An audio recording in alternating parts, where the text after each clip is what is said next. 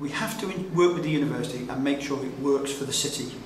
And if we can create a city university like Oxford and Cambridge or Durham, which are very beautiful cities, and the university works well with the city, then I think we maximise the economic benefit for the city. You have just acknowledged that the university's expansion and growth over the recent years has done damage to the Garden Lane area. You accept that, do you? It's done damage to the communities in the Garden Lane area.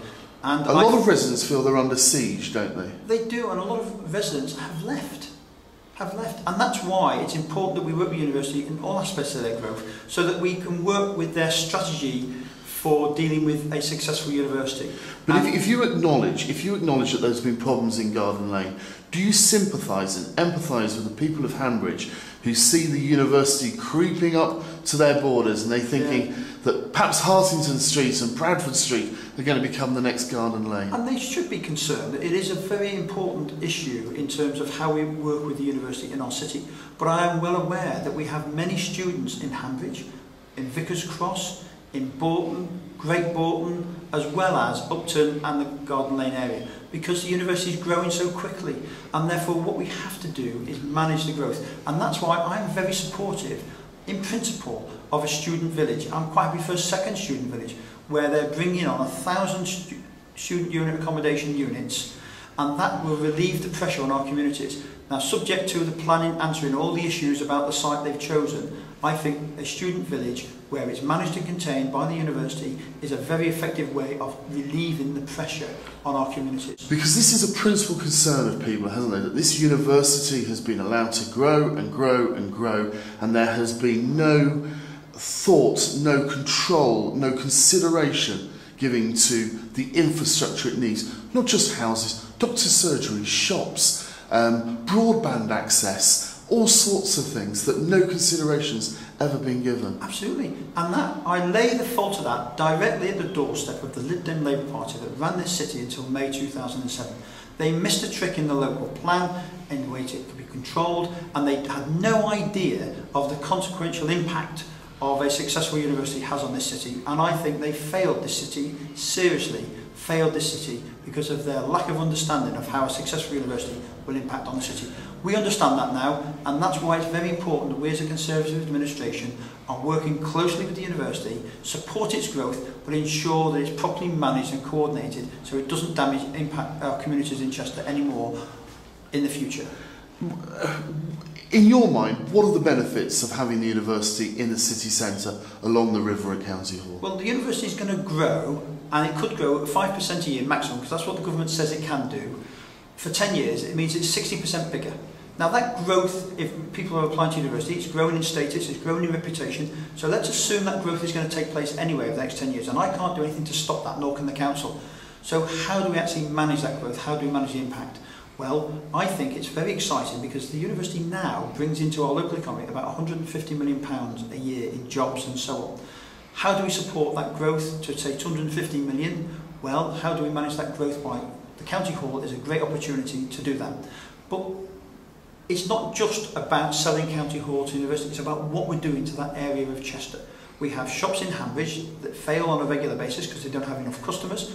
Lower Bridge Street is not one of the best shopping areas. It could be a very nice cafe type area with some nice boutique shops if it had people walking down Lower Bridge Street.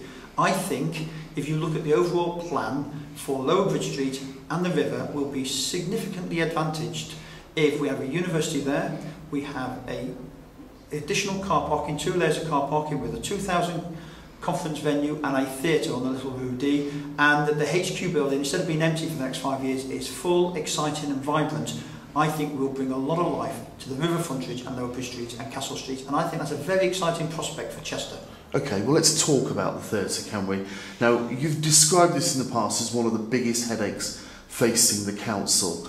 What do you mean by that? Well, I think it's pretty disgraceful the way that the Lib Dem Labour administration in Chester messed around with the Gateway, they messed around with the Arts Council, they made all sorts of promises that were never kept, because the Northgate development has been going on since 1993, and in 2007 when they lost control they still hadn't put a shovel in the ground.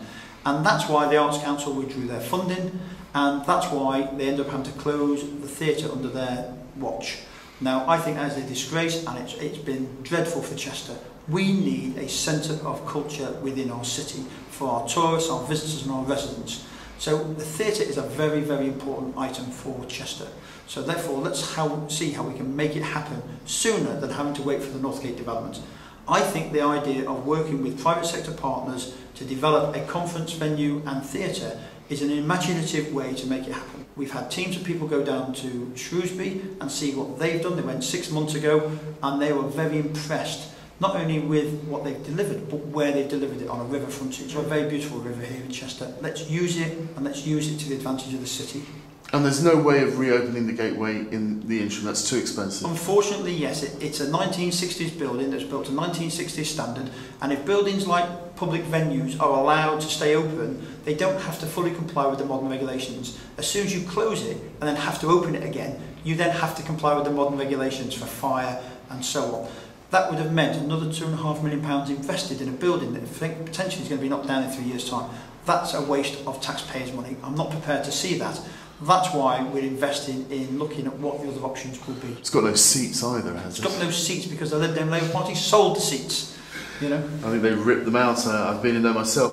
Coming back to this plan you've got for the Little Rudy and along the river, convention centre and theatre, reporting in the paper, 35 million. I'm sorry to bring it back to money the whole time. We are in a recession. Who's going to pay for it? Well, we believe we can get the private sector to participate in it by running of the car park and the convention centre.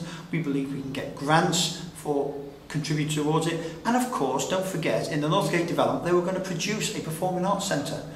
So we believe that will make a significant contribution to it as well.